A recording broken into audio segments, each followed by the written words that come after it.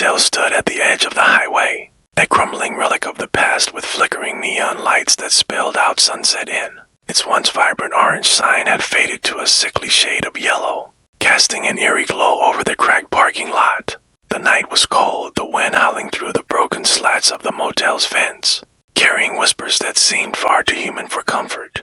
I was traveling cross-country, desperate to reach my destination before dawn. Exhaustion caught up with me outside this forgotten place. Every other building for miles was dark, but the Sunset Inn stood stubbornly alive, daring me to enter. Against my better judgment, I parked and made my way inside. The lobby smelled of mildew and dust, and the ancient receptionist barely glanced up before handing me a tarnished key with the number 7 etched into its surface. The room was everything I expected: peeling wallpaper, stained carpet, a bed that groaned in protest when I sat on it. I locked the door, checked it twice, and threw my bag on the chair by the window. I should have felt safe behind the bolted door, but a strange unease gnawed at me. The mirror hanging across from the bed seemed oddly positioned, its surface smudged and warped like it had seen things it would rather forget. I tried to sleep, but the silence was too loud, the air too thick. I turned on the television, hoping for some distraction, but static filled the screen.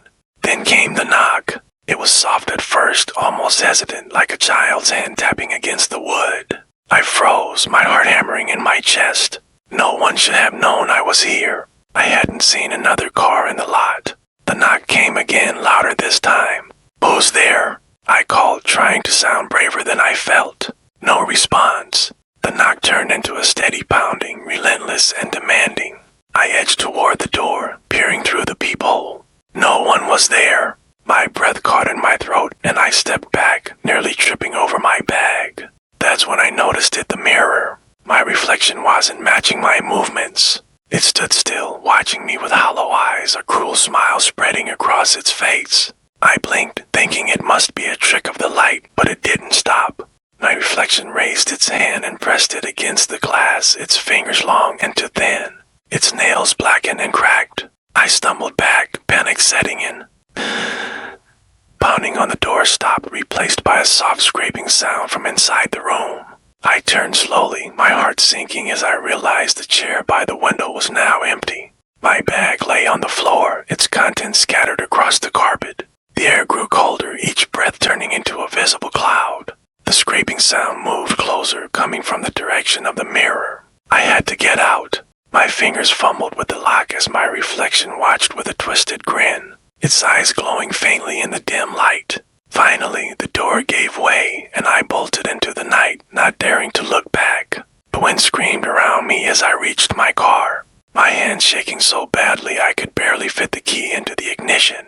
The engine roared to life, and I peeled out of the lot, tires screeching on the asphalt. In the rearview mirror, I saw it standing in the doorway of room 7, my reflection, waving slowly as the neon sign flickered above it. I didn't stop driving until the sun rose, and even then, I couldn't shake the feeling that I hadn't left that room entirely behind. I don't know what happened that night at the Sunset Inn, but I'll never go back. I've stopped looking in mirrors altogether. Sometimes, though, I catch glimpses of something in the corner of my eye, something that moves when I don't, something that's still waiting for me. Subscribe for more scary stories.